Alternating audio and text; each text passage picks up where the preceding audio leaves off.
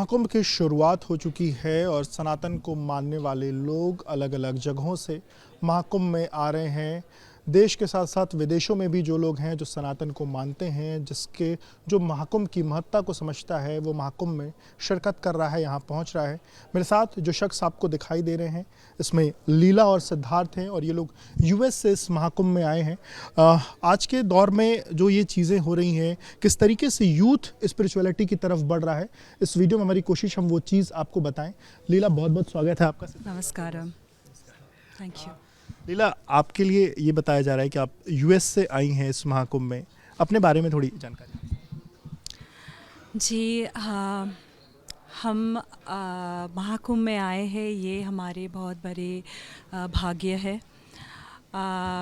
इस महाकुंभ जो इस बार हो रहा है वो बहुत ही स्पेशल महाकुंभ है। इसमें कोई भी मन से चाहे और वो पहुंच जाए तो बहुत ही वो ही कृपा है।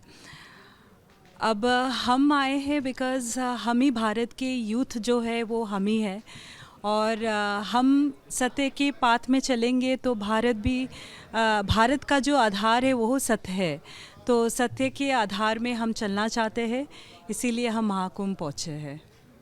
लीला, आपके बारे में बात करें क्योंकि आप अभी यूएस से आई हैं, इसके पहले शायद आप सिंगापुर में रहती हैं। अपने बारे में थोड़ी जर्नी अपने बारे में बताइए कि आप कब यहाँ से बाहर में कब इंडिया से। हमारी जर्नी यही है कि हम 2000 बहुत साल से, अभी 2017 से हम योगा और मेडिटेशन के पाथ में जुड़े हुए हैं।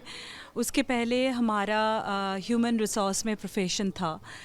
उसके बाद योगा में आने के बाद मुझे लगता है कि मेरा अंदर से ये कॉलिंग आया है कि मुझे इसी पाथ में ज़्यादा टाइम बितानी है। एक है आपको थोड़ा बहुत प्रोफेशन में भी फोकस करना पड़ता है क्योंकि कुछ व्यवस्था सोसाइटी के लिए चाहिए, लेकिन अंदर से जितना भी अभी टाइम मिलता है कि हम मेडिटेशन और योगा में फोकस करते हैं।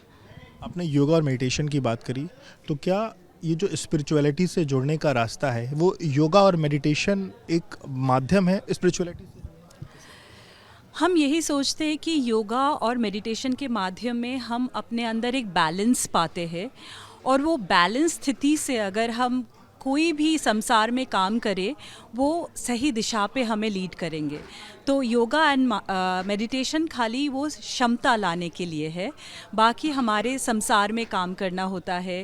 आप देश के लिए काम करो, चाहे आप घर के लिए काम करो, अपने लिए काम करो, लेकिन वो क्षमता योगा और मेडिटेशन के माध्यम में मिलता है।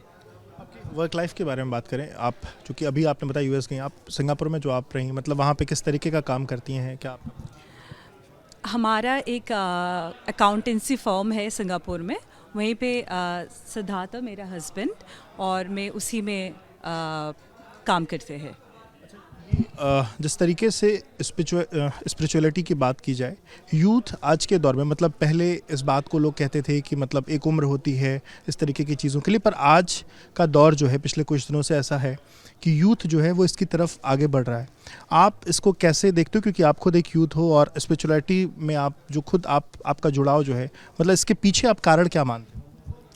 जी, हमें लगता है कि हम लोग बहुत कुछ ट्राई कर चुके हैं ज़िंदगी में। जब बड़े होते हैं तो हमें लगता है कि हमें हमारे जो माता पिता है या आंटी अंकल है, सबसे हमारे मेंटल जो स्थिति है वो जुड़ता नहीं है। लगता है कि वो कहीं दूसरे ज़माने के है और हम लोग कहीं दूसरे ज़माने की है।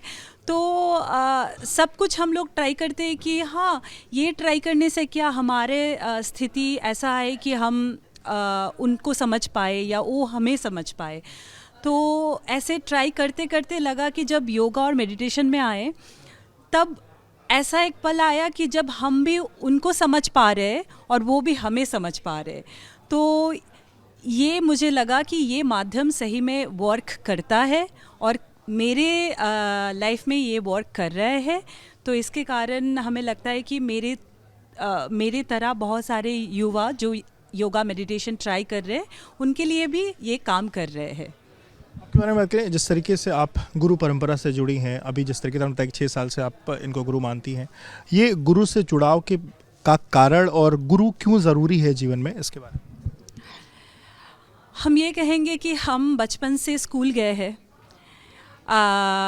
कॉलेज गए हैं, तो बचपन में स्कूल में जैसे हमारे जो शिक्षक थे वो भी गुरु ही थे।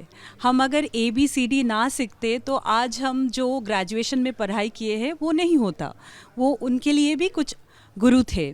तो वैसे ही आध्यात्मिक में जो दिव्य व्यक्ति, जो दिव्य पीपल, जो लोग ये पाथ में वॉक कर चुके हैं, उनको ये पाथ कैसे वॉक करना है उनको मालूम है, तो वो हमें गाइड करते हैं क्योंकि वो ऑलरेडी वो पाथ वॉक कर चुके हैं। और अगर बिना गाइडेंस के चलेंगे तो हम A के बाद Z पढ़ेंगे, बीच में अक्षर मालूम नहीं है। तो इसीलिए हमें स्पिरिचुअल आध्यात्मिक में भी एक गुरु की आवश्यकता है। पहला आपका कुंभ है जब आप आ रही हैं, या इसके पहले आप अर्ध कुंभ या बाकी की जगह पे आप कुंभ? हम 2019 में एक बार आए थे अर्ध कुंभ में, यहीं पे हुआ था प्रयागराज क्षेत्र में। वहाँ पे हम 3 दिन रहे थे, स्नान के डेट में आए थे, स्नान करके फिर गए थे। और इस बार जब आए हमें यही लगा कि 2019 का जो बिना प्लानिंग के आए थे, कुछ पता नहीं था,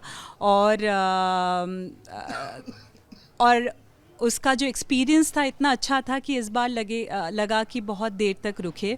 अगर गुरु की कृपा होगी तो हम रह पाएंगे ज़्यादा दिन तक। तो इस बार प्लान करके आई हैं लंबा?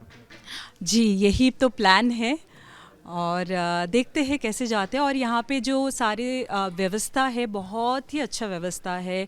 जो यहाँ पे रास्ते हमेशा क्लीन रहता है, डस्टबिन सब जगह है, खाने पीने का तो एकदम खाना पीना ज़्यादा है, लोग से भी ज़्यादा खाना पीना सब जगह, प्रसाद सब भाव से बांट रहे हैं। तो कोई तो मतलब ऐसा कोई कारण नहीं है कि हम कम दिन रुके। तो आप कब यहाँ आई, कितने दिन हो गए आपको? अभी तो 7 दिन हो गया है। तो मतलब 13 और 14 के स्नान आपने कर लिए? जी बिल्कुल, संगम में जाके हम दोनों जन गए, संगम में चल के गए और बहुत दिव्य रहा वो एक्सपीरियंस। तो कल जब सारे लोग अमृत स्नान के लिए निकले तो आप भी उसी टोली का हिस्सा थी, उस टोली में? जी, सबके साथ ही हम गए हैं और वही मज़ा है। सब लोग हर हर महादेव चांट कर रहे हैं, कोई कृष्णा चांट कर रहे हैं, कोई अपना खुद का मंत्र कर रहे हैं। तो उसका जो एनर्जी होता है, वो एनर्जी अगर आप उसमें नहीं रहोगे तो आपको पता नहीं चलेगा। वो टीवी में देखो या फिर यूट्यूब में देखो, वो एक अलग भाव होता है, लेकिन आप जब यहाँ पे आए हैं तो उसमें चल के ही वो समझ में आता है कि ये क्या कुंभ क्या होता है। आखिरी सवाल, बीइंग अ यूथ, आप यूथ से क्या कहें, क्योंकि आज के टाइम का जो यूथ है, अधिकतर यूथ ठीक है वो स्पिरिचुअलिटी की तरफ बढ़ रहा है, पर कुछ यूथ जिसको एक सही गाइडेंस जिसको नहीं मिल रहा है, जो परेशान है, वो कैसे को स्पिरिचुअल कैसे करेक्ट कर सके, क्या आप? मैं यही कहूँगी कि आप अपने अंदर के लिए, अपने लिए कुछ टाइम निकालें।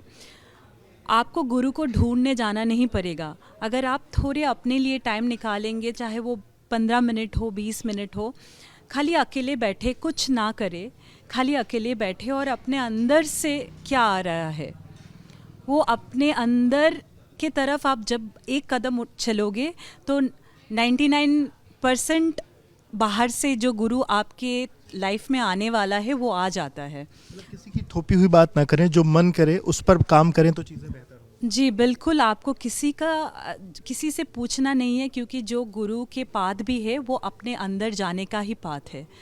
तो अपने अंदर जाने के लिए आपको किसी बाहर से सुनने की ज़रूरत नहीं है। जब आप अपने अंदर से अपने आप से टाइम स्पेंड कर रहे हैं तो 20 मिनट अगर आप अपने एकांत में बैठे, अपने आप गुरु आपके पास पहुंच जाएंगे। बहुत शुक्रिया बात करने के लिए। तो लीला और सिद्धार्थ हैं जो मेरे साथ बैठे थे और इन्होंने बताया कि किस तरीके से अगर आपको गुरु से, ईश्वर से, खुद से मिलना है तो अपने लिए समय दीजिए, खुद को जानिए, और फिर जब आप खुद को जानेंगे तो आप अपने आप जो तमाम दुविधाएं हैं, तमाम बाधाएं हैं, उनसे दूर होंगे और ईश्वर के करीब भी पहुँचेंगे।